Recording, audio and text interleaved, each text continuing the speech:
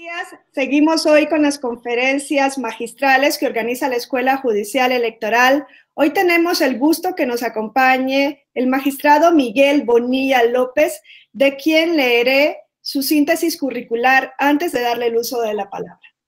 El magistrado Miguel Bonilla López es egresado de la Escuela Libre de Derecho y especialista en argumentación jurídica por la Universidad de Alicante, España.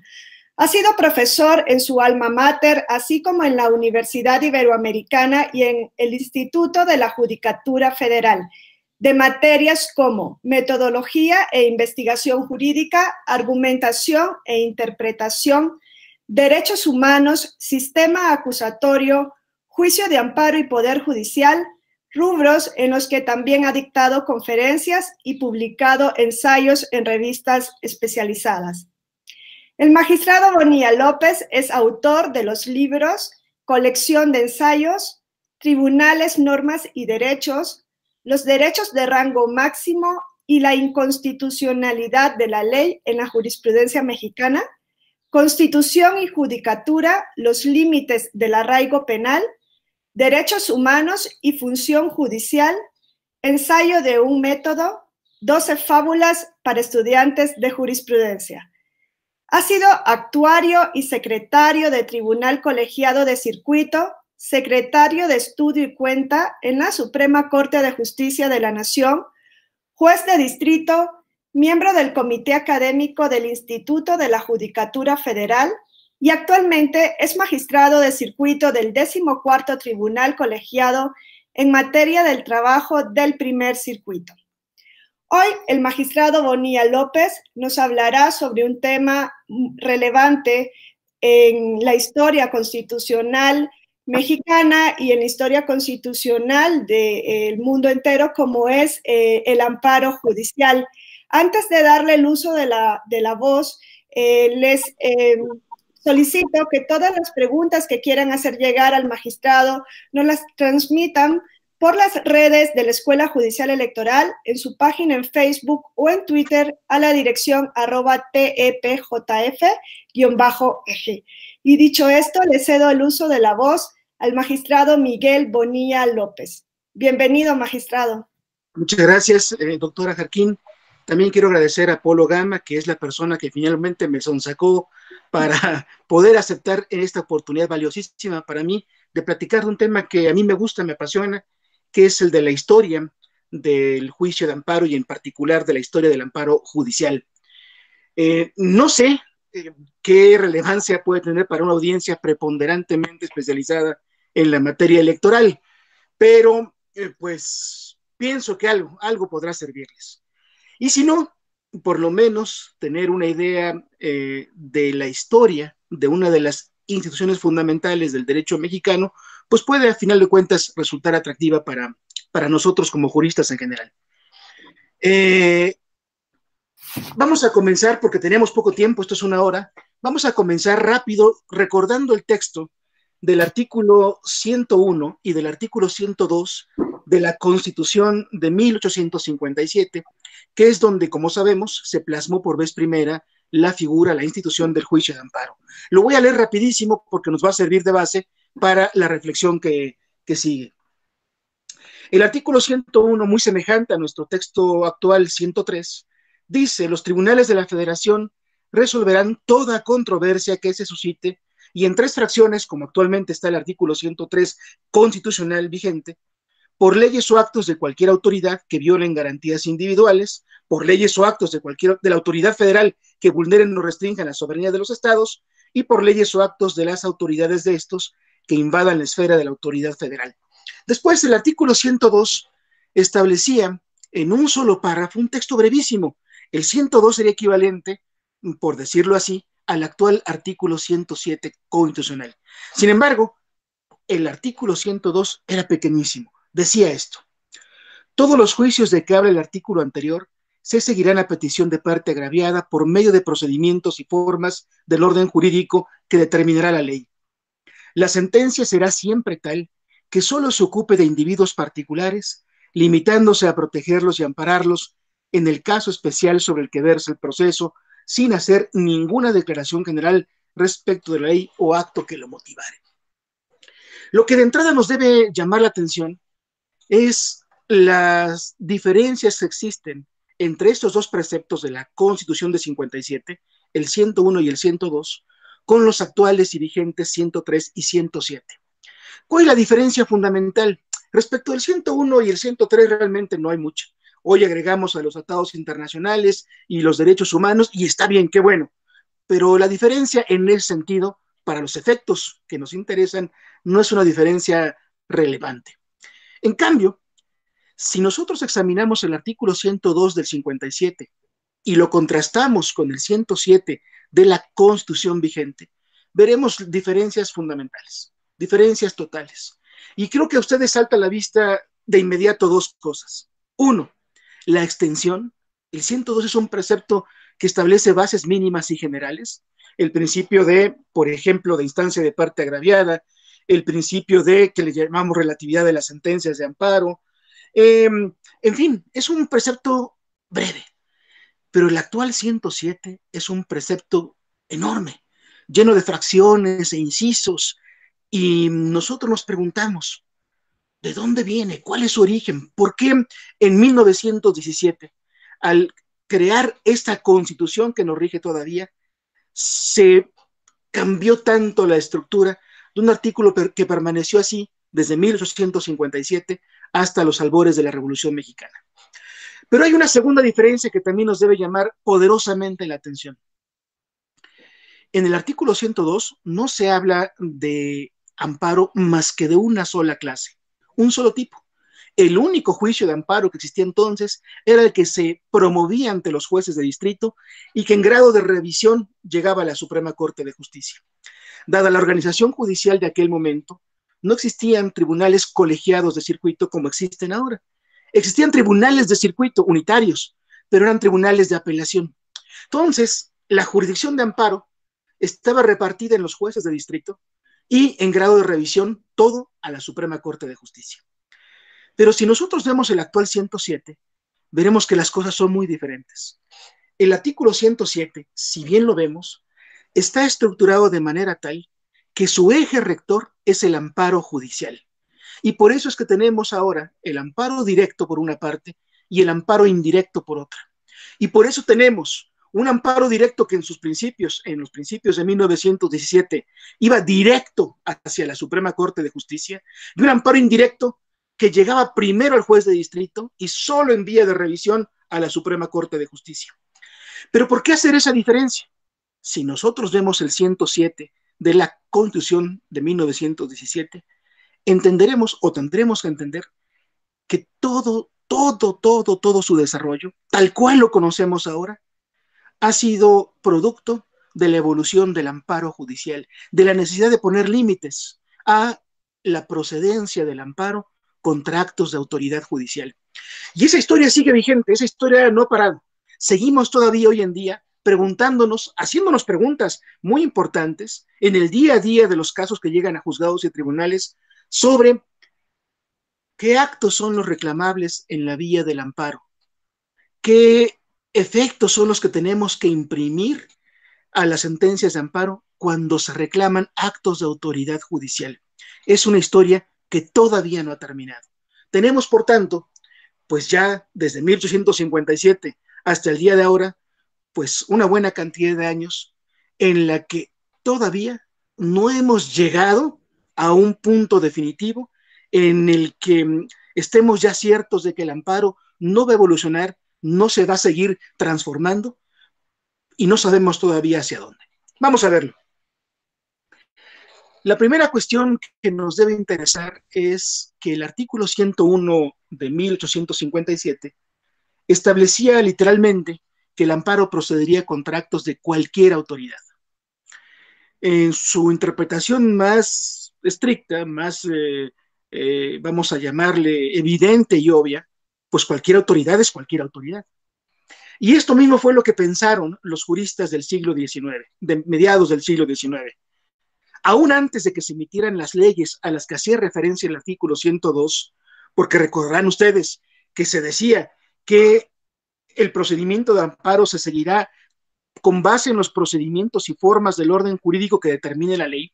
Aún antes de que se emitiera la primera ley de amparo, hubo ya personas que promovieron sendas demandas ante los jueces de distrito y argumentaron que en aplicación directa de la Constitución de 1857, que establecía con toda claridad que el amparo procedía contra actos de cualquier autoridad, era obligación de los jueces admitir sus demandas, darles trámite y resolver lo que en derecho procediera. Uno de ellos, por ejemplo, fue Francisco Zarco. Francisco Zarco, justamente en 1857, presentó una demanda de amparo contra un juez común de lo penal que había aceptado ser competente para conocer de un supuesto delito de prensa, contra el tenor de la Constitución que establecía que los delitos de prensa debían ser resueltos por un jurado popular. Su argumento era el siguiente: no necesitamos de una ley, necesitamos a la Constitución. La Constitución es la norma suprema, y si la Constitución establece que los tribunales federales deben conocer del amparo que se intente contra cualquier autoridad, aun cuando no se haya emitido la ley, decían ellos, orgánica, diríamos nosotros ahora, ley reglamentaria, aunque esa ley no exista, el juez debe darle trámite a mi demanda. El juez no compró ese argumento. El juez desestimó la demanda sobre la base de que, en su concepto, si la misma Constitución obligaba a que el procedimiento de amparo se siguiera con arreglo a una ley, y esa ley aún no había sido emitida, pues entonces no había nada que hacer. Bueno, con esto quiero que veamos lo siguiente. 1857, en sus términos literales, el amparo procede contra actos de cualquier autoridad. Cualquier autoridad es cualquiera. La mejor prueba es este ejemplo que les acabo de poner. ¿Quién era la autoridad responsable en este juicio de amparo que intentó fallidamente Francisco Zarco? Pues era un juez, el juez común penal que había admitido tener competencia para tramitar un caso sobre el que la Constitución establecía que la competencia se daba en otro órgano, un jurado popular. Poco a poco se empezaron a presentar más demandas. Y si hacemos una medición estadística, es difícil hacerla, pero más o menos nos podemos dar una idea con los precedentes que se publicaban en los periódicos jurídicos de la época, el Foro, por ejemplo, veremos que la mayor cantidad de amparos que se empezaron a promover fueron amparos no contra autoridad legislativa, no contra la autoridad administrativa, no contra autoridades militares. La mayor cantidad de amparos que se empezaron a presentar fue contra actos emitidos por autoridad judicial. ¿Contra qué clase de actos? Pues la respuesta que daban los litigantes entonces era la que deriva literalmente del texto de la Constitución. Los tribunales resolverán toda controversia que se suscite por leyes o actos de cualquier autoridad, punto. Ellos no se preguntaban si el acto reclamado iba a ser una sentencia definitiva, una sentencia interlocutoria, un auto de trámite, el auto que desecha una prueba, el auto que la admite, el auto que ordena las copias, el auto que ordena que se traslade unas copias, todas las resoluciones judiciales, absolutamente todos los actos que un juez pudiera emitir en el curso de un juicio, empezaron a ser impugnados en la vía del amparo. ¿Qué problemas tenía esta situación? Pues ustedes lo van a advertir fácilmente. Si contra cada decisión de un juez, pero contra cada decisión, y cuando digo cada una, es cada una, se presenta amparo, ¿qué va a ocurrir con el procedimiento natural? Pues el procedimiento natural se va a entorpecer, porque el juez común no va a poder continuar con la tramitación del juicio desde su comienzo hasta su final natural, que es la sentencia, sin, vamos a llamarlo así, el estorbo que significa que respecto de cada acto se plantee una demanda, una demanda, una demanda. Esto llevó a tal desastre en la administración de justicia en ese periodo que la siguiente ley de amparo de un plumazo decidió que el amparo debía declararse improcedente por completo contra actos de autoridad judicial. Fíjense ustedes qué es lo que dijo la ley de amparo de 1869. En una sola línea, el artículo 8 dijo lo siguiente: no es admisible el recurso en negocios judiciales. Punto. Eso es todo. Como saben ustedes, este precepto fue declarado inconstitucional por la Suprema Corte de Justicia al poco tiempo. ¿Por qué? Pues porque su texto era contrario al tenor literal del artículo 101 de la Constitución. Porque si la Constitución decía que el amparo procedía contra actos de cualquier autoridad y los jueces eran autoridades, pues entonces una ley secundaria que estableciera que no era admisible el amparo en materia judicial, pues claramente contravenía ese texto. Sin embargo, la Suprema Corte de Justicia, al declarar la inconstitucionalidad de la ley, dejó un vacío igual al que existía antes. ¿Por qué? Pues porque no había reglas en la ley vigente, la de 1869, que orientaran sobre cómo debía darse trámite a esa clase de amparos en materia judicial. ¿Sí me explico? El punto es el siguiente. En 1861, con la primera ley de amparo, pues realmente no hay nada que se diga sobre si procede o no procede el amparo en materia judicial. Los litigantes empiezan a presentar demandas, la mayor parte de las demandas no contra autoridades administrativas ni legislativas, sino autoridades judiciales. Se empiezan a entorpecer los procedimientos naturales y entonces se dice: vamos a cortar por lo sano, prohibiendo el amparo judicial. Emiten una nueva ley, la de 1869, que prohíbe la procedencia del amparo en materia judicial. El artículo 8 es declarado contrario a la Constitución por la Suprema Corte. ¿Cuál es el efecto de esa sentencia? Pues que no se aplique el artículo 8, que se admitan ahora todas las demandas contra actos de autoridad judicial. Pero la ley, precisamente porque partía de la base de que el amparo era improcedente en materia judicial, no estableció reglas para su tramitación. Y se empezaron a suscitar muchos problemas. El principal, y ustedes lo podrán ver, a diferencia del amparo que se pide contra una ley o el amparo que se pide contra la imposición de un arresto administrativo o del pago de un impuesto, por ejemplo, en materia judicial no solamente hay un quejoso interesado en combatir un acto. En materia judicial, como es controversia, como es conflicto, hay partes. Y entonces se vio, bueno, pero se le debe dar algún tipo de garantía de audiencia. Al contrario, si el actor es el quejoso, pues al demandado. Si el demandado es el quejoso, pues al actor. Vamos a llamarle a este sujeto tercero. Y dijeron ellos entonces, en aquella época, tercero interesado, tercero perjudicado, tercero extraño, en fin, pero la idea era esa. No le vamos a dar cabida al contrario del quejoso en el juicio del que emana el acto reclamado. Ese fue un problema. Otro problema fue pues que se seguía presentando la demanda de amparo contra cada decisión judicial que un juez determinaba. Y cuando digo cada, quiero ser insistente. Todas y cada una de las decisiones de los jueces eran objeto del amparo. Hay algunos casos interesantes, se los reseño rápido. Por ejemplo, se presentó por parte de un actor la petición de que se expidieran copias a su favor de ciertas actuaciones que cobraban en el expediente. El juez, era un caso civil, el juez civil acordó de conformidad y en un auto breve lo que dijo fue, pues simple y llano: expídanse las copias solicitadas. Contra ese auto, el propio actor peticionario de las copias pidió amparo. Y pidió amparo diciendo: la Constitución obliga a que los actos de autoridad estén debidamente fundados y motivados. Este acuerdo judicial no está fundado, no cita ningún precepto legal en donde se establezca por qué es que tengo yo derecho a las copias y por tanto viola mis garantías individuales.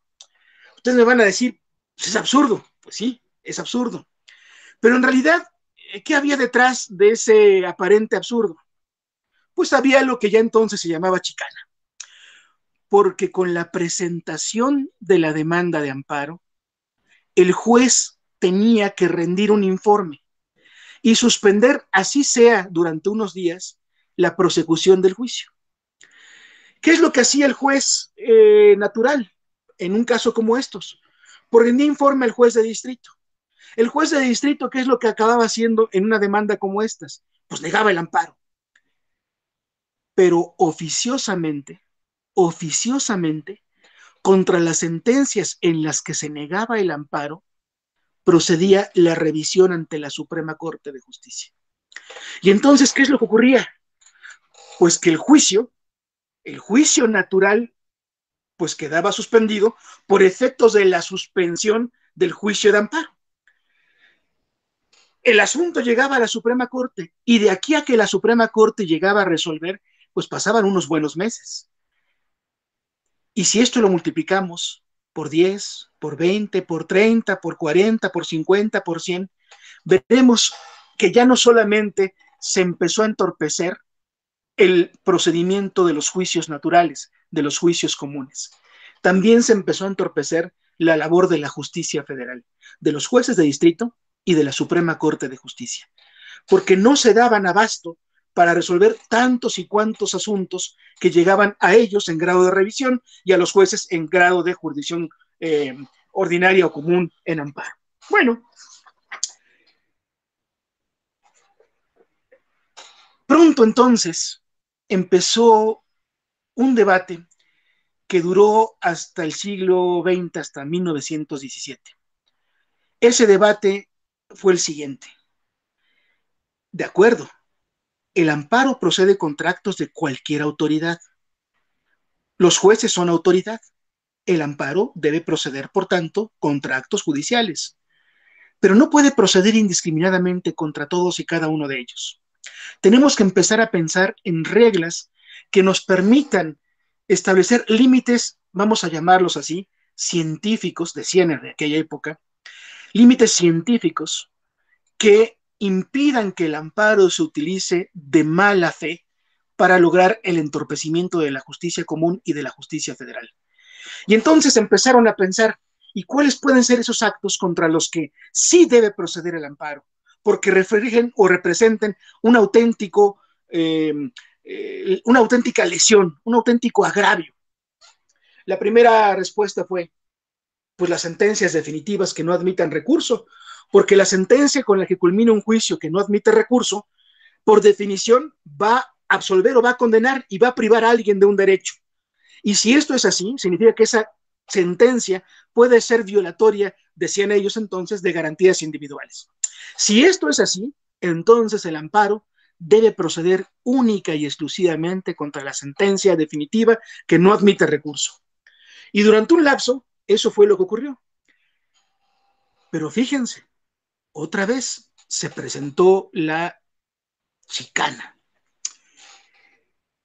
¿Qué interpretaron muchos abogados y muchos jueces? Dijeron, el amparo procede solo y exclusivamente contra sentencias definitivas que no admitan recurso. Ah, pues me abstengo de interponer el recurso ordinario que prevé la ley común en el lapso que me obliga, y entonces mi sentencia se vuelve definitiva, inimpugnable, y por tanto puedo acudir al amparo. Y entonces, pues otra vez, la Suprema Corte, los jueces de distrito empezaron a convertirse propiamente ¿en qué? En tribunales de apelación, porque estaban conociendo de los amparos contra sentencias dictadas por jueces naturales respecto de las que no se había interpuesto el recurso a que obligaba a la ley común. Se hizo un agregado entonces. Bueno, sí, sentencias definitivas inatacables, pero respecto de las cuales la ley ya no concede recurso por haberse agotado el recurso legalmente establecido.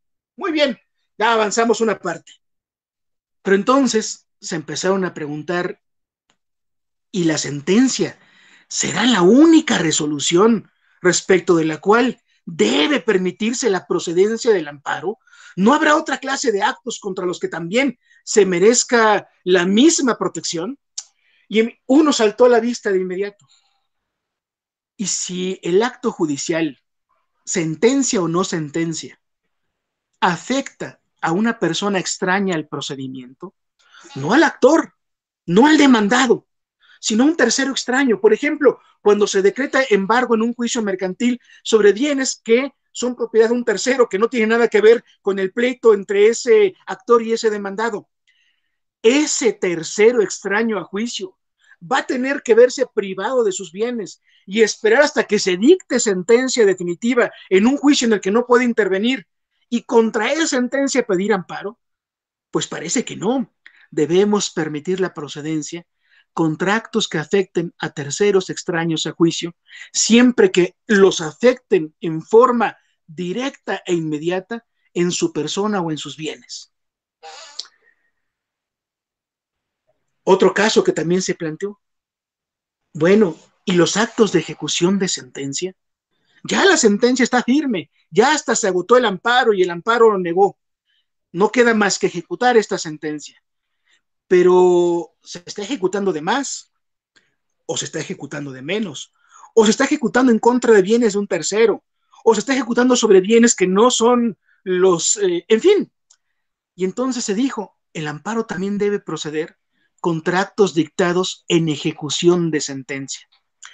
Pero si esto es así, debemos de pensar que no contra cada acto del periodo de ejecución, sino contra la resolución en la que en forma definitiva se establezca a quién corresponde la entrega o no de ciertos bienes.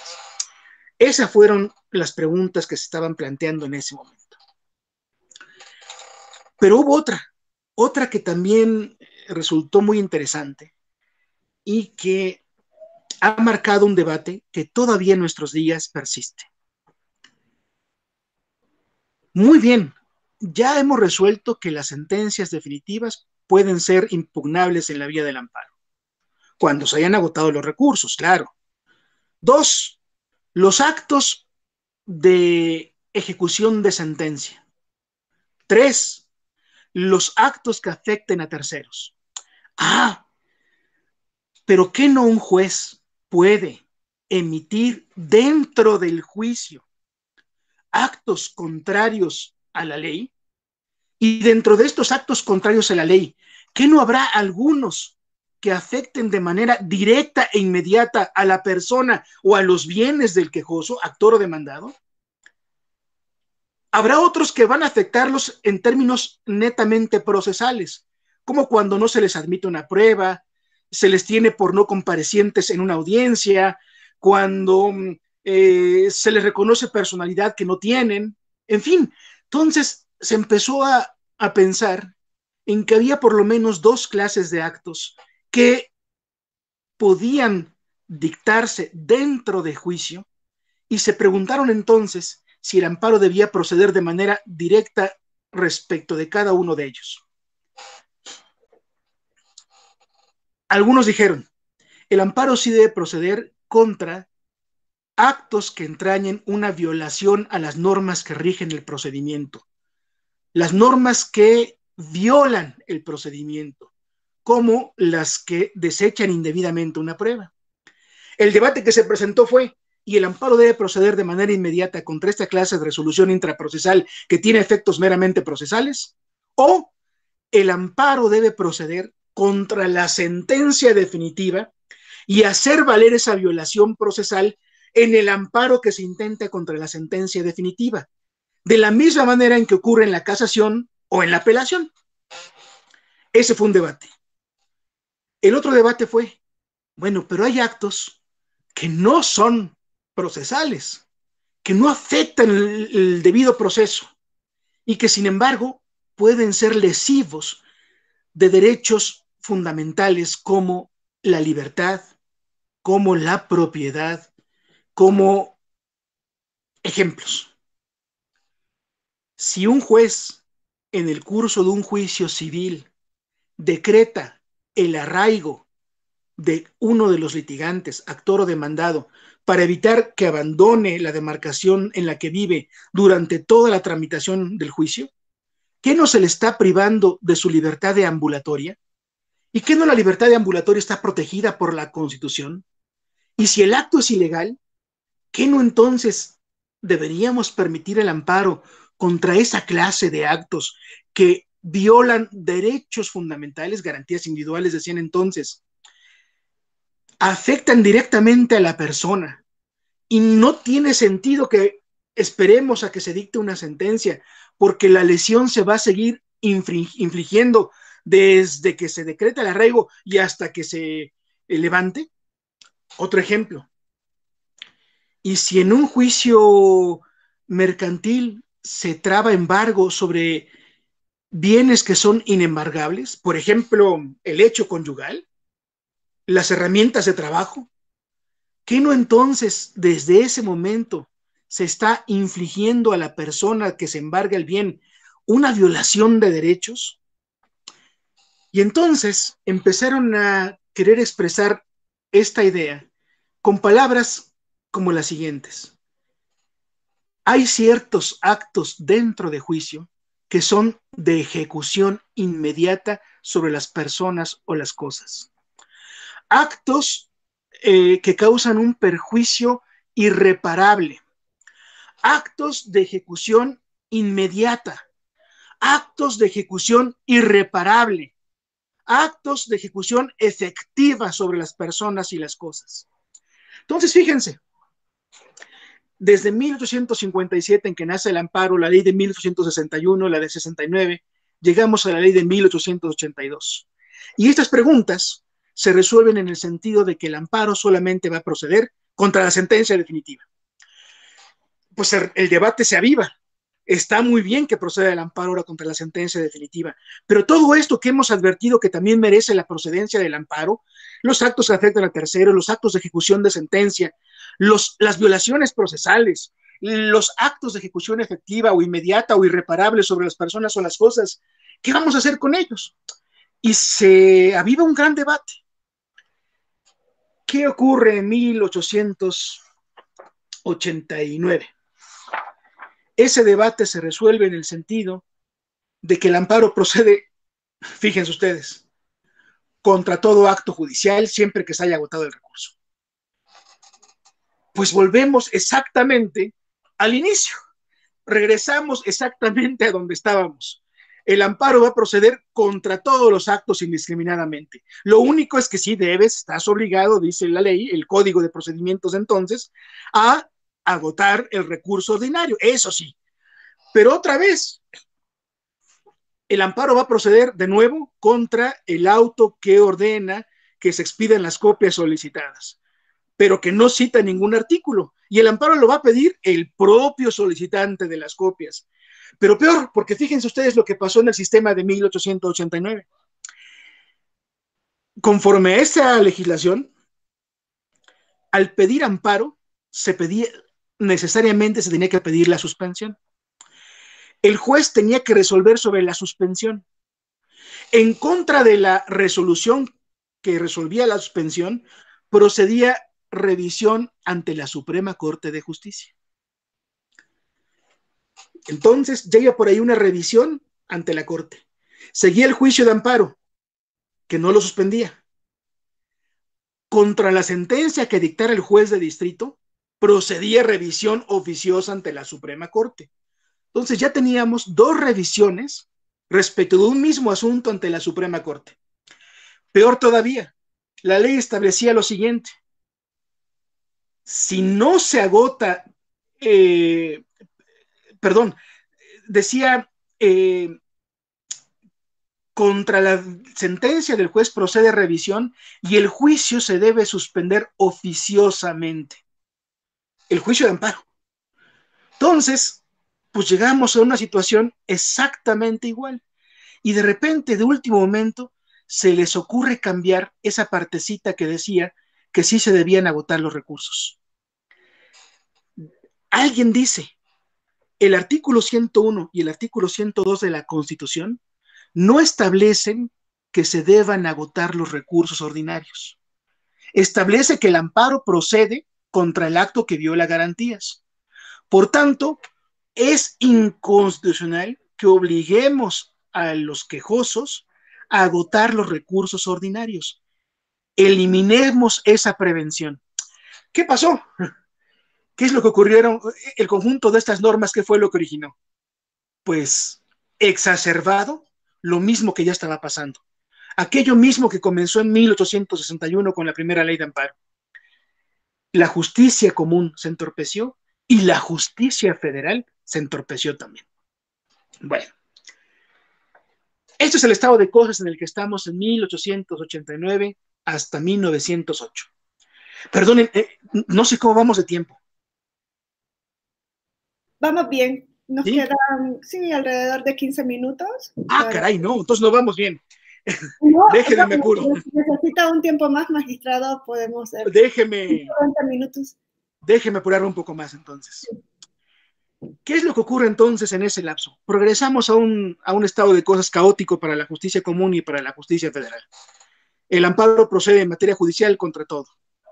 En 1906 se publica un libro importantísimo para la historia del derecho patrio, para la historia constitucional del país, un libro magnífico, un libro hermoso, diría yo, tanto por lo jurídico como por la expresión escrita, que se llama el artículo 14 de Emilio Rabasa. Emilio Rabasa era por aquel entonces un porfirista del grupo de los científicos que tenía un gran renombre en el gabinete de Porfirio Díaz. Había sido senador, había sido ministro de Justicia, había sido gobernador y era la mejor pluma y el mejor constitucionalista vivo en ese momento. Y él en el artículo 14 toma partido, claramente toma partido por la desaparición del amparo en materia judicial. Es lo que dice el artículo 14. El artículo 14 es un libro magnífico, un libro precioso. Su tesis principal, aquello para lo cual fue escrito, fue para justificar la desaparición del amparo judicial en materia civil. De inmediato se alzaron voces de protesta.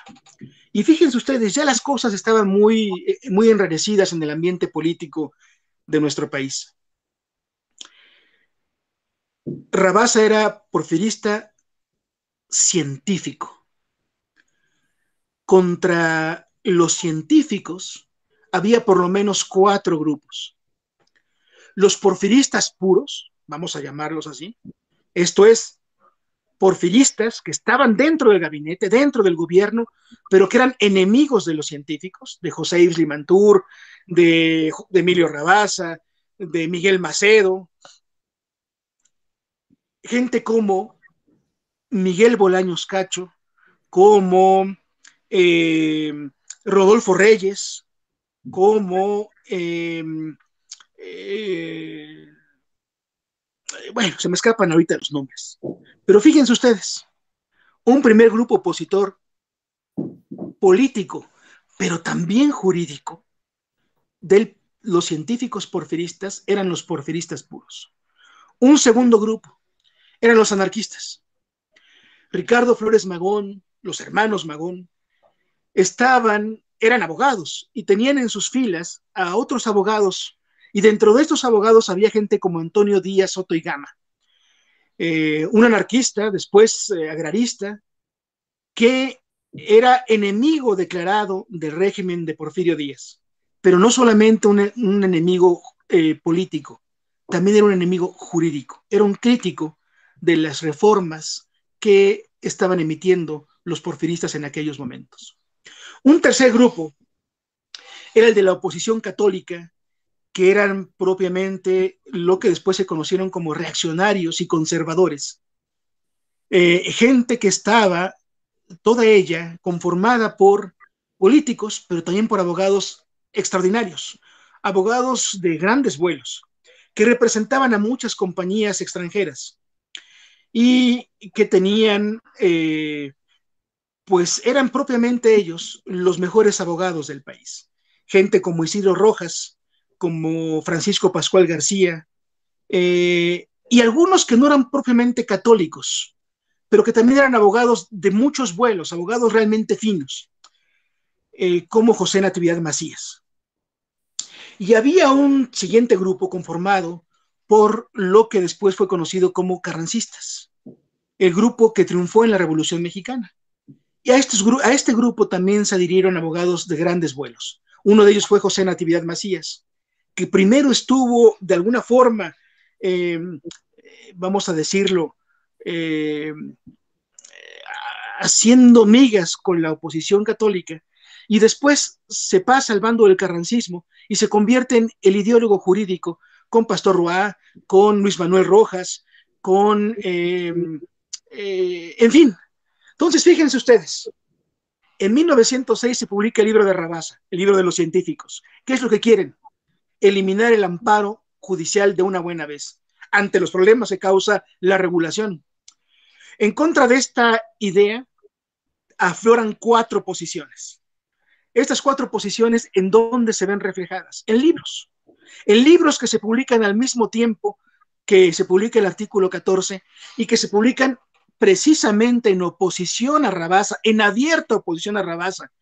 ¿Qué es lo que Rabasa pide? Que se elimine el amparo judicial. ¿Qué es lo que dicen ellos? No, el amparo judicial no debe eliminarse.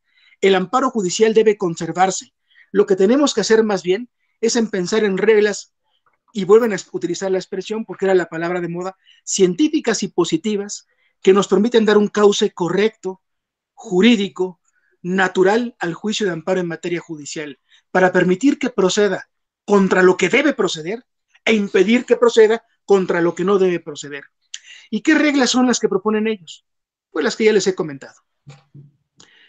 El amparo debe proceder contra sentencias definitivas, siempre que la violación se cometa en ellos o que cometida durante el curso del procedimiento por haberse violado las leyes que rigen el procedimiento, hayan trascendido al resultado del fallo y afectado las defensas del quejoso.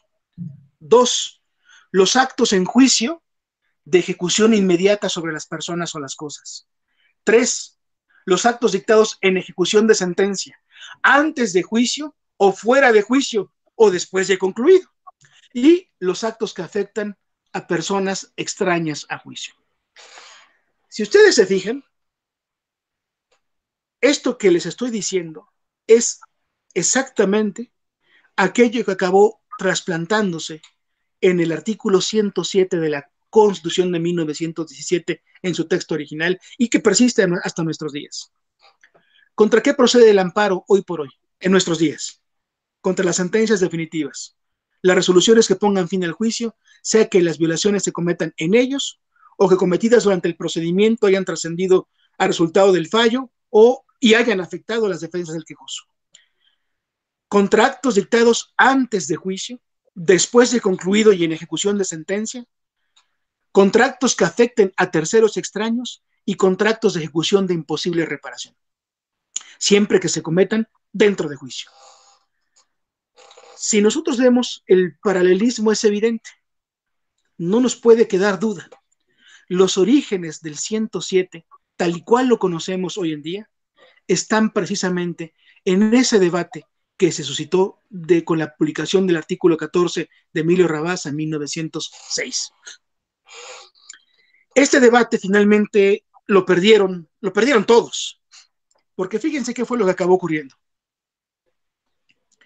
En 1908 se presenta una iniciativa de reformas a la Constitución Política de los Estados Unidos Mexicanos de 1857. Y lo que se pretende reformar es el artículo 102. El artículo 102 de la Constitución de 1857, como saben ustedes, tenía un parrafito, vamos a llamarle breve, habíamos dicho. Bueno, pues ahora quedó más breve. Fíjense ustedes qué fue lo que se acabó aprobando. En 1908, durante los debates de la reforma al artículo 102, se plantea la desaparición del amparo judicial. Todo esto impulsado por Rabasa. Rabasa, sin embargo, al final concede y defiende que el amparo proceda única y exclusivamente contra sentencias definitivas. Los opositores políticos del porfirismo científico, que también estaban en la Cámara de Diputados y en el Senado, defienden abiertamente la idea de que el amparo debe proceder contra sentencias definitivas, actos dentro de juicio siempre que tengan una ejecución inmediata sobre las personas y las cosas, actos antes de juicio, fuera de juicio y después de concluido o en ejecución de sentencia, y actos que afecten a terceros. Eso es lo que plantean los opositores de Rabasa y los científicos en el proceso legislativo, en el proceso de reforma. Los mayoritaron, ganaron los científicos, pero los científicos ganaron exactamente lo que no querían, porque ellos intentaban desaparecer el amparo. Lo que acabaron aprobando fue la procedencia del amparo en materia judicial exclusivamente contra la sentencia definitiva. ¿Dónde estamos? ¿Dónde estamos?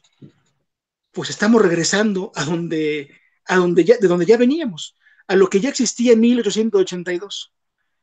Bueno, pues pronto la Suprema Corte de Justicia tuvo que enfrentarse a la interpretación del artículo 102. Y más o menos los casos que se presentaron después de 1908 y hasta antes del estallido de la Revolución Mexicana tuvieron que ver con actos dictados después de concluido el juicio ya en ejecución de sentencia. Y los pocos precedentes que existen, la Corte lo que dijo fue lo siguiente: es claro que la Constitución establece una regla respecto de las sentencias, pero no establece nada, ni dice nada prohibiéndolo respecto de los actos dictados después de concluido el juicio. Por tanto, debemos considerar que el amparo sí procede contra actos dictados después de la sentencia. Bueno, si nos fijamos, estamos otra vez reiniciando un debate que ya había tenido lugar años atrás, décadas atrás. Es como una cosa cíclica. Pareciera ser que avanzamos, retrocedemos, volvemos a avanzar, retrocedemos, volvemos a avanzar. Y durante todo ese lapso de 1857 a 1908, lo que hemos estado haciendo es un eterno retorno. Bueno, en eso estamos cuando estalla la Revolución Mexicana. ¿Cuál es el efecto principal de que haya estallado la Revolución Mexicana? Bueno, que los porfiristas se fueron, los científicos y los puros. Se fue Rabasa, exiliado, se fue Miguel Macedo, en fin, se fueron los porfiristas. Los católicos se fueron porque ellos apoyaron a Victoriano Huerta y tuvieron que exiliarse también.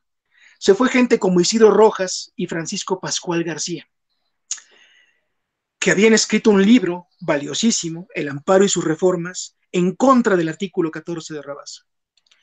Se tienen que ir porfiristas puros como Miguel Bolaños Cacho y Manuel Olivera Toro, que habían escrito también un texto sobre la reforma del amparo contra las ideas de Rabasa, y habían adelantado que tendría que existir dos tipos de amparos, el directo y el indirecto.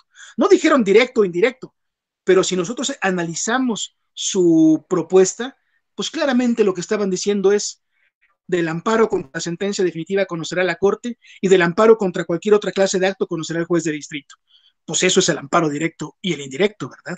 Bueno, se fue gente como Rodolfo Reyes, se fue porque apoyó a Victoriano Huerta y acabó en España, donde tuvo allí una contribución interesante en los años 30 en el amparo de aquella época en la República Española.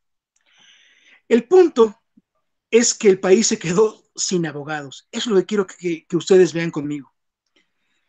Todas las personas que habían participado en ese debate sobre la procedencia del amparo judicial, la mayor parte de esas personas o fueron muertas en la Revolución o fueron exiliadas.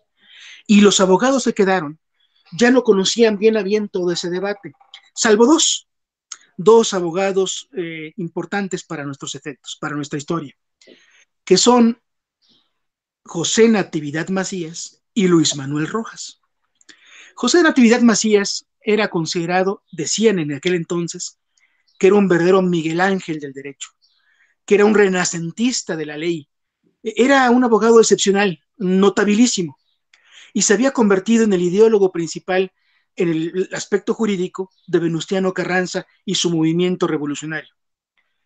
Luis Manuel Rojas había sido hasta ese momento director de la Escuela de Jurisprudencia y director de la biblioteca de la universidad. Era también un abogado renombrado. Entre ellos dos redactaron el proyecto de constitución que Venustiano Carranza presentó al Congreso Constituyente de Querétaro. Incluso hay una historia por allí curiosa.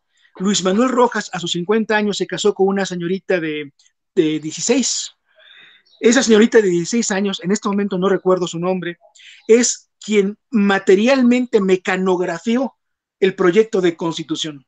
Entonces, fíjense, cuando Venustiano Carranza se da cuenta de que su movimiento revolucionario tiene que finalizar, se da cuenta de que tiene que finalizar con una constitución diferente, una constitución que recoja varios reclamos, la cuestión obrera, la cuestión agraria, pero una cuestión fundamental era también la del amparo. Y lo dice él, Venustiano Carranza lo dice con todas sus letras. En este proyecto que les presento son temas fundamentales: la cuestión agraria, la cuestión obrera y la cuestión del amparo. Ahora, con las reglas que les presento, vamos a evitar que el amparo se desnaturalice para convertirlo en un auténtico medio de protección de los derechos. Y para eso debe proceder con reglas claras, precisas, bien planeadas y bien estudiadas. Y lo que presenta Carranza, les decía yo, es el proyecto de constitución que prepararon Luis Manuel Rojas y José Natividad Macías. ¿Y qué es lo que dice ese proyecto? Fíjense ustedes. Les leo un fragmento menor, chiquito. Fíjense lo que dice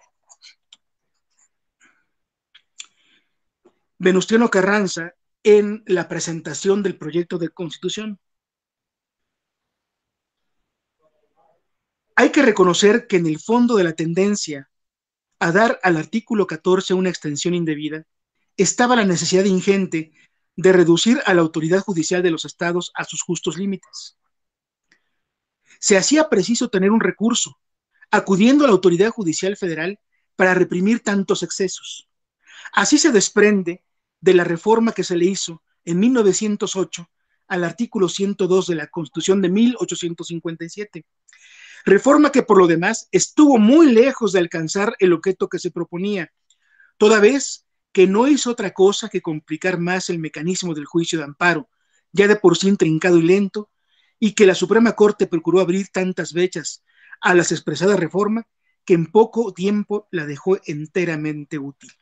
Y dice después Carranza: pero el pueblo mexicano está ya tan acostumbrado al amparo en los juicios civiles para librarse de las arbitrariedades de los jueces, que el gobierno a mi cargo ha creído que sería no solo justo, sino impolítico privarlo ahora de tal recurso, estimándolo que bastará limitarlo únicamente a los casos de verdadera y positiva necesidad. Ahí está, ahí está, aquí está aludiendo Venustiano Carranza con este párrafo.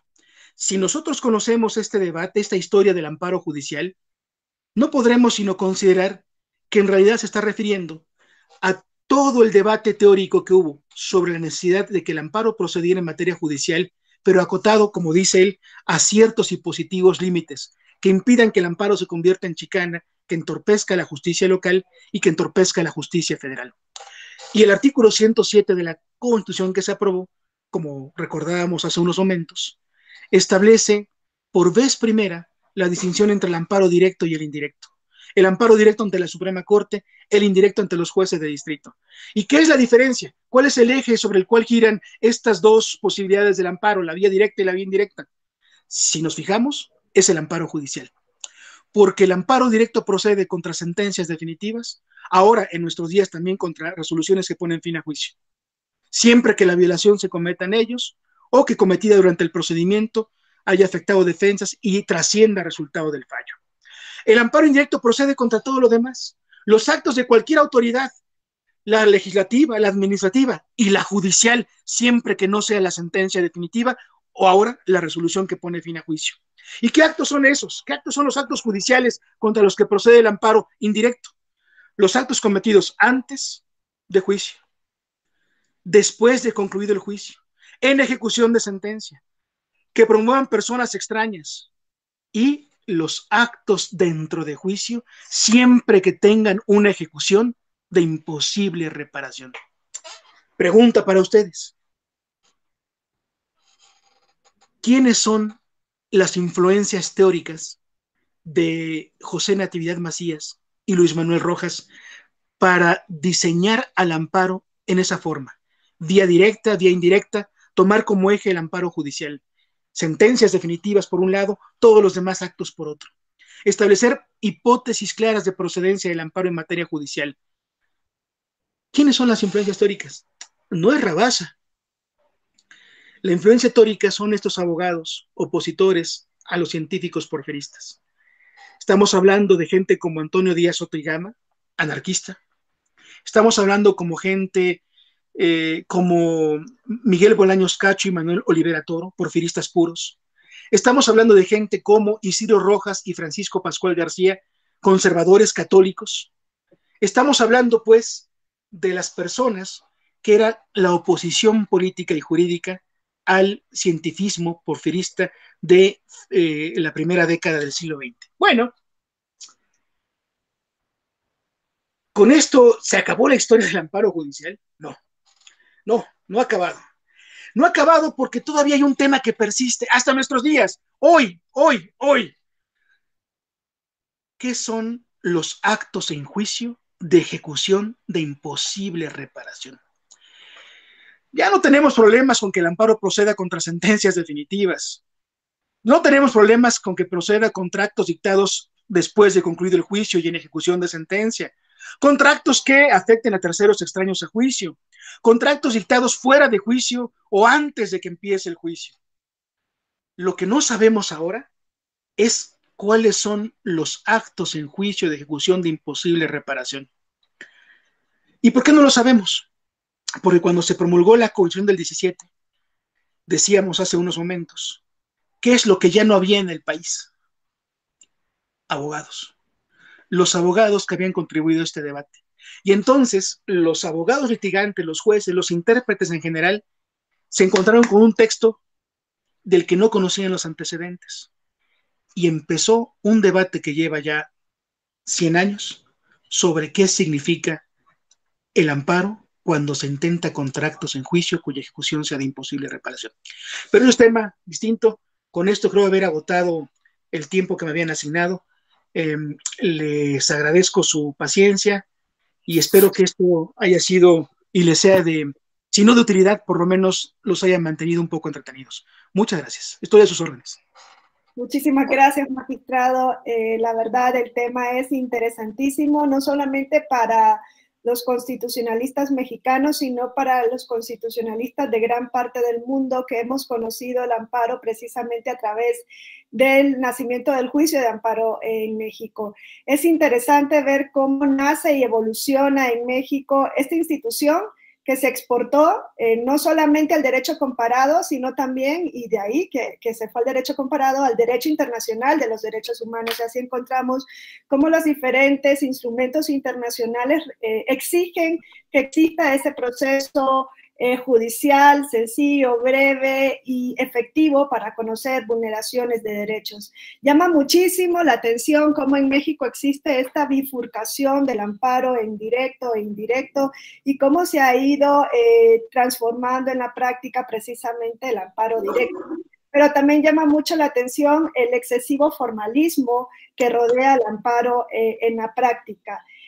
También me ha interesado ver cómo el amparo precisamente directo, el amparo contra sentencias judiciales, fue el que dio pie para las diversas o para muchas reformas constitucionales que fueron descongestionando a la Suprema Corte de Justicia de la Nación y que fueron en muchos de los casos creando órganos que son complementarios o que iban a ser en un inicio complementarios para el conocimiento del amparo directo como los tribunales colegiados de circuito. Vemos cómo a través de estas reformas precisamente la Suprema Corte de Justicia de la Nación se ha ido convirtiendo en un tribunal constitucional al conocer únicamente de aquellos amparos que tengan algún supuesto de constitucionalidad o que tengan una especial una relevancia o una trascendencia que esto, junto a la concentración de la acción de inconstitucionalidad, hacen que en México pues, la Suprema Corte asuma las funciones que en otros países asumen los tribunales constitucionales. Esta tendencia precisamente de que la Corte conozca únicamente de cuestiones de trascendencia se encuentran en otros países, inclusive en países iberoamericanos como Colombia, Perú, precisamente para descongestionar, ¿no?, a los tribunales supremos. En Colombia y en Perú existen tribunales constitucionales que hacen las funciones que aquí hace la Suprema Corte de Justicia de la Nación, y lo encontramos también en tribunales constitucionales europeos, con la diferencia, y esto es lo que siempre se destaca en México, que en esos otros tribunales, principalmente en los europeos, si una cuestión no tiene una relevancia o trascendencia constitucional, no se va a conocer de la cuestión del amparo. En cambio, vemos como en México, si la Suprema Corte de Justicia de la Nación no conoce de un amparo, siempre lo va a conocer un tribunal colegiado de circuito, sea en la vía directa o en la vía indirecta. Entonces, esas son cuestiones que llaman muchísimo la atención en cuanto al amparo mexicano. Para un constitucionalista extranjero, el amparo mexicano es yo creo que el nivel final que podemos llegar a estudiar, porque es bastante complicado y en la práctica lo es mucho más, pero conociendo del amparo mexicano, yo creo que ya hemos conocido casi los que podemos estudiarlo y tenemos esa dicha, pues nos hemos casi graduado ya de manera cum laude en lo que es el constitucionalismo. Y claro, siempre la brecha de aprendizaje es amplia, pero eso nos da un contacto directo con esta gran institución mexicana. Nos han llegado muchísimos mensajes de felicitación a través de las redes y también preguntas que no sé si usted prefiere que le haga llegar una a una o en par. Pues en par a lo mejor es más fácil. Se las voy a hacer llegar. Bueno, en las redes sociales nos pregunta Adalberto Valenzo en relación con el tema, ¿cuál es su opinión de cómo lograr la verdadera independencia y mejora en la calidad de los poderes judiciales locales? Y también nos pregunta a través de las redes sociales José Antonio González, ¿cuál es? Bueno, dice, en la octava época de la jurisprudencia se retoma este debate respecto de la procedencia del amparo. ¿Podría comentar algo respecto de la procedencia contra el auto que resuelve sobre la personalidad en el juicio? Sí. Serían las dos primeras preguntas. Bueno, vamos a ver hasta qué tiempo tenemos para contestarlas.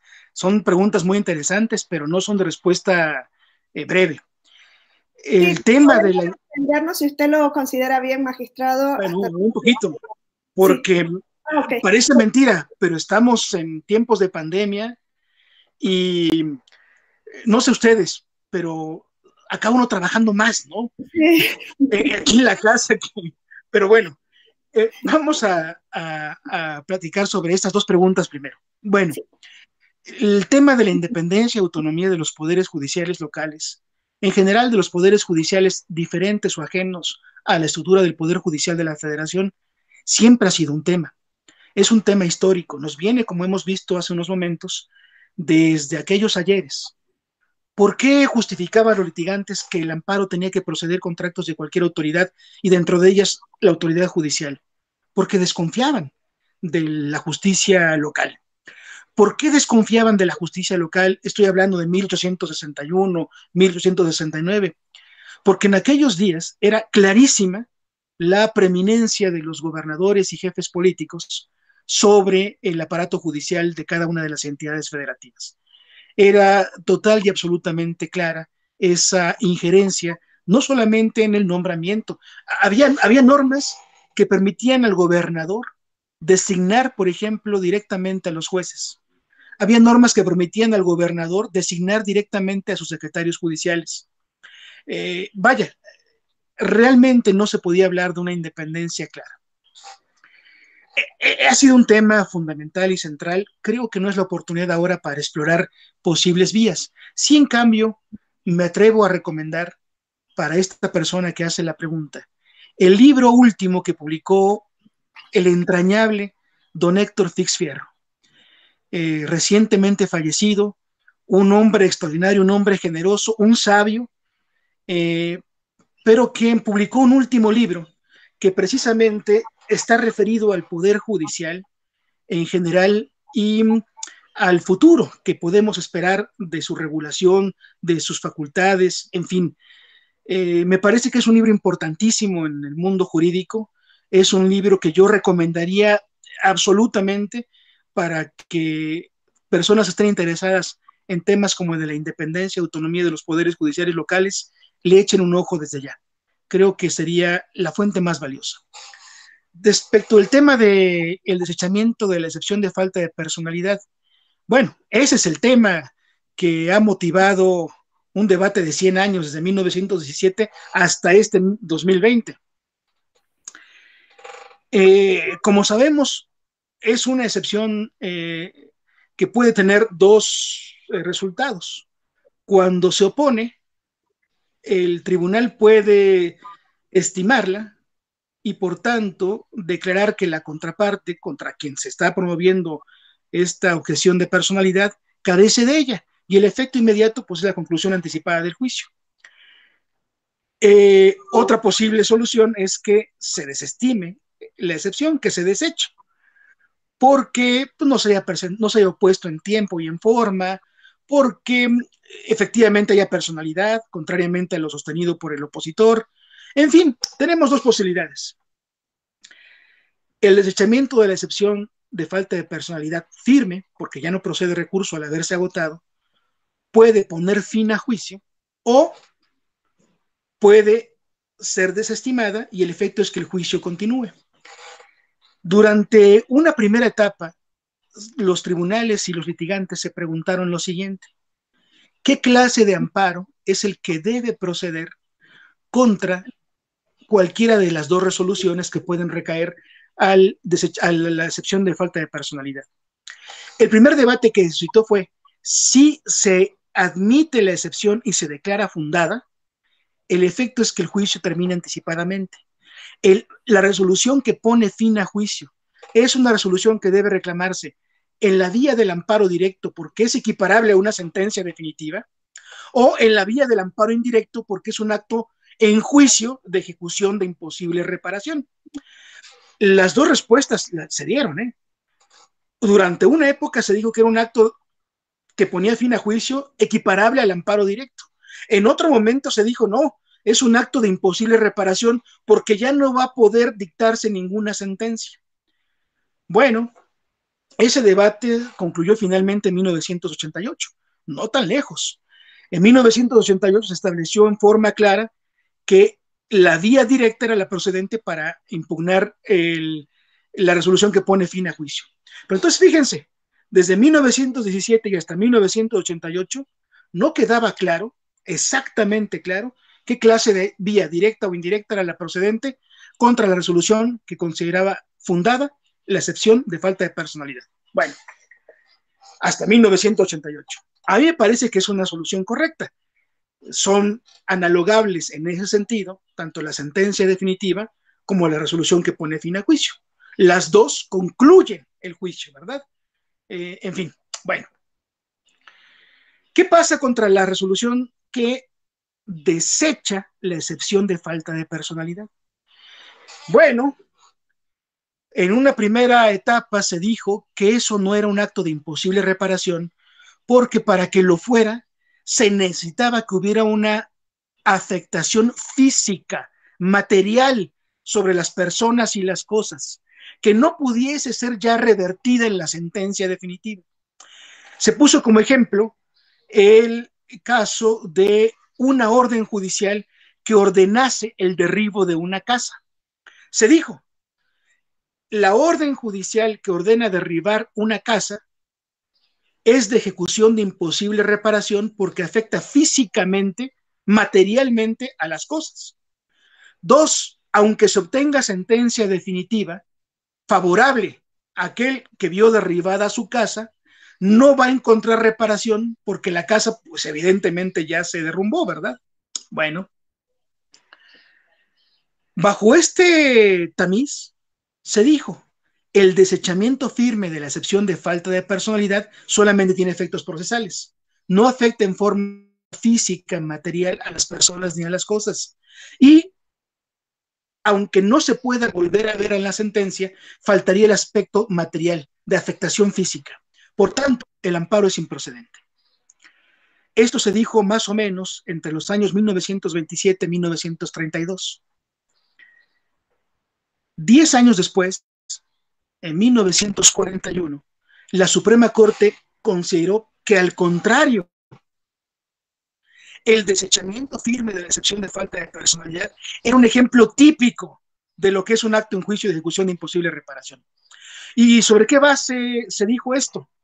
Los ministros de la tercera sala de 1941 tomaron los códigos de procedimientos civiles de 1870, 1880 y 1884, los extrapolaron indebidamente al Código de Procedimientos Civiles de 1932 y dijeron: de la historia del procedimiento civil ordinario común que ha regido en nuestro país, podemos desprender de estos códigos que los actos de imposible reparación son exactamente los mismos que los códigos de procedimientos llaman actos que causan un gravamen irreparable en la sentencia, y que son uno de los casos o hipótesis de procedencia del recurso de apelación.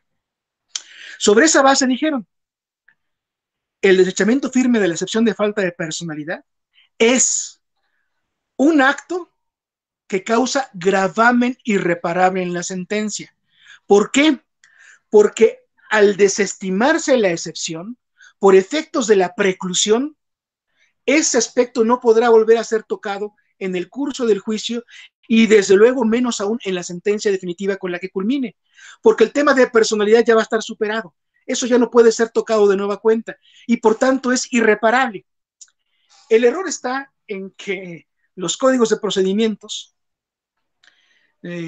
cuando hablan de autos que causan gravamen irreparable, no se refieren a otra cosa sino bien leídos, bien estudiados. Esto sería un poquito largo de explicar, no me voy a extender, pero se refieren a aquellos actos que causan un perjuicio, precisamente una carga sobre la conducta de cualquiera de las partes, o una carga que pesa sobre sus bienes o caudal. Y esto se parece mucho a lo que ya en el siglo XIX se decía: el amparo debe proceder contra actos en juicio que tengan una ejecución efectiva o inmediata sobre las personas o las cosas. En fin, lo cierto es que en 1941 se consideró que los actos de imposible reparación solamente eran aquellos que se referían al desechamiento de excepciones dilatorias, como cuál, la de personalidad, que fue el ejemplo prototípico. Problemas que tiene esto: se está confundiendo irreparabilidad con preclusión, porque si consideramos que todas las decisiones judiciales se ven afectadas por el fenómeno de la preclusión, veremos que todas las resoluciones judiciales van a tocar en sentencia definitiva. Y si esto es así, ¿dónde dejamos la regla de procedencia del amparo directo que dice: el amparo procede contra sentencias definitivas siempre que la violación se cometa en ellas o que cometida durante el procedimiento haya afectado defensas y trascendido el resultado del fallo? El desechamiento de una prueba, por ejemplo, pues si el desechamiento es indebido, se interpone el recurso, eso por razón de preclusión ya no puede ser tocado. En la sentencia definitiva, la prueba que fue desechada, pues ya fue desechada y punto, no me vuelvo a ocupar de ella. Pero eso tiene que ver con la preclusión, no con la irreparabilidad. Y si consideramos que esto es así, entonces todas las violaciones procesales respecto de las cuales procede normalmente el amparo directo como violaciones procesales al impugnar la sentencia definitiva, pues todas tendrían que tener el mismo cauce, el mismo camino, y no es así. Otro problema que tiene esto es lo siguiente: ¿qué hacemos con actos como el que sí afecta materialmente, por decirlo así, a una persona? La orden judicial que decreta el arresto, por ejemplo. Pues aquí no tiene nada que ver la preclusión, ni la sentencia, ni mucho menos, porque no es un acto que tenga que ver con el curso del procedimiento. Es un acto que está vinculado, sí, con el procedimiento, pero que no tiende a su prosecución y la consecución de una sentencia definitiva.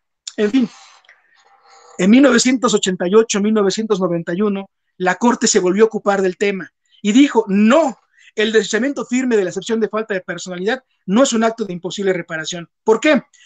Porque para que haya actos de imposible reparación, deben afectar de manera directa e inmediata derechos fundamentales, derechos humanos, protegidos por la Constitución o los tratados internacionales. Y entonces, aquí sí se puede pedir amparo contra la orden de arresto, el arraigo, la multa que dicta un juez en el curso de un juicio. Pero ya no procede el amparo contra el desechamiento firme de la excepción de falta de personalidad. A los 5 años de eso, 1995, la Corte se vuelve a ocupar del tema, una nueva Corte. Y la Corte dice, no, sí procede el amparo contra el desechamiento firme de la excepción de falta de personalidad y en general excepciones dilatorias. ¿Cuál es el argumento? Dicen los ministros de 1995. El amparo indirecto procede de contratos de imposible reparación. Debemos entender que estos pueden ser de dos tipos. Los que afectan derechos fundamentales protegidos por la Constitución, como dijimos en 1988-1991, pero también aquellas violaciones procesales de grado predominante o superior, de cuya suerte depende la correcta fijación de la litis o la conclusión anticipada del juicio. Entonces, dentro de este rubro cabe el desechamiento firme de la excepción de falta de personalidad. Otra vez, en 2014, la Suprema Corte se vuelve a ocupar del tema con la nueva ley de amparo, que como ustedes saben dice, el amparo contra actos en juicio de ejecución de imposible reparación, dice la ley, procede contra aquellos que afectan materialmente derechos fundamentales, derechos sustantivos protegidos por la Constitución y tratados internacionales. Y la Corte Nueva dijo, la ley de amparo está estableciendo ya una regla que no podemos echar para atrás. Es la regla correcta y por tanto, ahora de nueva cuenta, el desechamiento de la excepción firme de falta de personalidad no es imposible reparación, no procede el amparo indirecto en su contra, es una violación procesal que se debe hacer valer en el amparo que se siga contra la sentencia definitiva. Muy bien, bueno, por eso les decía, la historia del amparo judicial no ha terminado. Y no ha terminado porque esta nueva interpretación de la Suprema Corte introdujo algo que está en la ley, pero lo quiere desarrollar más, que es la distinción entre derechos sustantivos y derechos adjetivos. Y ocurre que la distinción entre derechos sustantivos y adjetivos no es una distinción unánime, uniforme en la jurisprudencia mexicana. Hay muchísimas interpretaciones sobre qué significan estos dos conceptos. Y en este momento estamos justamente en el debate de establecer cuándo se afectan materialmente derechos sustantivos y cuándo se afectan solamente derechos adjetivos o procesales. Esa historia continuará. Muchísimas gracias, magistrado. Le haré llegar un par de preguntas más que nos transmiten por las redes. Nos preguntan si podríamos decir que en México tenemos derecho procesal constitucional desde el siglo XIX por el amparo. Y la siguiente pregunta es, ¿cómo debe ser hoy en día la enseñanza del juicio de amparo para las generaciones actuales, sobre todo para que se adapte el amparo a las exigencias de una justicia efectiva? Sí, bueno, son preguntas, híjole, amplísimas, ¿no? Amplísimas. Merecen cada una de ellas, pues, libros enteros. Respecto de si hubo una doctrina, una teoría, un derecho procesal constitucional en nuestro país, pues va a depender de la amplitud que demos a la definición de derecho procesal constitucional. Yo preferiría más bien hablar de lo siguiente. Siempre que tenemos un instrumento procesal previsto en una constitución, en una norma de rango máximo, en un tratado internacional, por ejemplo, en nuestra constitución, y tenemos la necesidad de hacer efectivo ese instrumento procesal, tenemos necesariamente que teorizar sobre sus alcances. Tenemos que teorizar sobre sus reglas de procedencia, sobre las formas de composición que pueden darse, sobre los efectos de las sentencias, sobre quiénes van a tener la calidad de partes, sobre todas estas minucias, todos estos pormenores que regularmente están expuestos en las leyes procedimentales. Y no solamente las leyes como la de amparo, ¿no? Los códigos de procedimientos ordinarios, no solamente las controversias constitucionales o las acciones, no. Entonces, a mí me gustaría más bien que pensáramos, no tanto en función de una disciplina llamada derecho procesal constitucional, si existía o no existía en el siglo XIX, en el siglo XX, si existe ahora. No, yo creo que tenemos que reconocer simplemente la necesidad de teorizar sobre aspectos propios de los procedimientos, sea donde quiera que se encuentren estos, así sea que estén en la Constitución. ¿Qué es lo que tuvieron que hacer todos estos abogados del siglo XIX en el tema que les he expuesto en esta oportunidad? Pues tuvieron que teorizar sobre el amparo está previsto en la Constitución. ¿Quiénes son las partes que pueden intervenir? ¿Qué clase de actos? ¿Cuáles son los efectos de la sentencia? ¿Podemos suspender o no suspender? ¿Qué clase de derechos van a ser tutelados? Eh, ¿Cuál va a ser la intervención de las distintas partes? En fin, si ustedes se fijan, todo esto en realidad tiene que ver con la elaboración de una doctrina o de una teoría procesal. Entonces, me inclinaría más bien a pensar eso. Esto por lo que hace esa pregunta. ¿Cómo se debe enseñar el amparo? Yo creo que el amparo debe enseñarse en dos causas. En eso sí tengo una firme convicción. El amparo debe enseñarse sobre la base de la mejor de las teorías y la mejor de las prácticas. No puedo entender un curso de amparo, una clase de amparo, en la que solamente nos limitemos a examinar la ley y aprendernos los plazos y quiénes son las partes y en qué artículo se encuentra tal cosa y en qué artículo se encuentra qué otra cosa. Y que nos examinen nuestros profesores sobre la base de, diga usted cuáles son las reglas de sobrecimiento. No. Pero tampoco puedo pensar que en una clase de amparo se nos den a leer libros, por ejemplo, estos libros de los que les he hablado, y ya, y nada más. No, yo creo que tenemos que forzosamente encontrar en cada disposición de la ley su origen, cuál fue su razón de ser, cuál ha sido su evolución, cuáles son las posibilidades que tiene para el futuro. Y para poder comprender esto, tenemos necesariamente que acudir a esas fuentes primarias o primigenias. Para entender qué es los actos de imposible de reparación, por ejemplo, para entender por qué hay un amparo directo y un amparo indirecto, para saber por qué hoy es así como está regulado el amparo. Eso necesitamos saber. Todos los preceptos de la ley de amparo tienen una historia, tienen un propósito y tienen un futuro. Esto es lo que tenemos que aspirar nosotros como profesores a enseñar al alumno. Y eso es lo que el alumno debe estar ansioso por captar. ¿Cuál es la historia de este precepto? ¿Cuál es su propósito? ¿Y cuáles son sus posibilidades? Es eso. ¿Y esto dónde se va a reflejar? Pues en la hechura de demandas o en la hechura de sentencias, ¿no? No en la hechura de libros o en dar conferencias, no, no, no, no, no.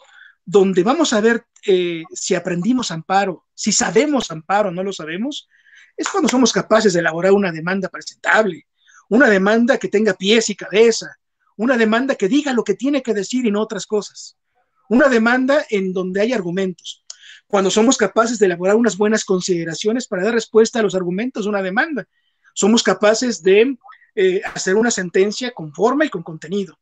Ahí es donde vamos a saber si esto es, si aprendimos o no aprendimos, o si supimos enseñar o no enseñar. Entonces, yo creo que para las generaciones actuales y futuras, una buena idea es esa. El amparo se debe aprender, sí, en las disposiciones que lo regulan, pero sabedores que cada una de esas disposiciones tiene una historia, tiene un propósito y tiene ciertas posibilidades. Todo eso lo vamos a aprender en la lectura de doctrina, buena doctrina, en la lectura de documentos históricos, y todo esto lo vamos a poder reflejar en la elaboración de demandas correctas y sentencias bien hechas. Si esto es así, ahí la iremos. Pues no sé qué más agregar, perdónenme. Muchísimas gracias, magistrado. La verdad ha sido un honor el poder atender a esta conferencia que hoy ha tenido la generosidad de impartirnos.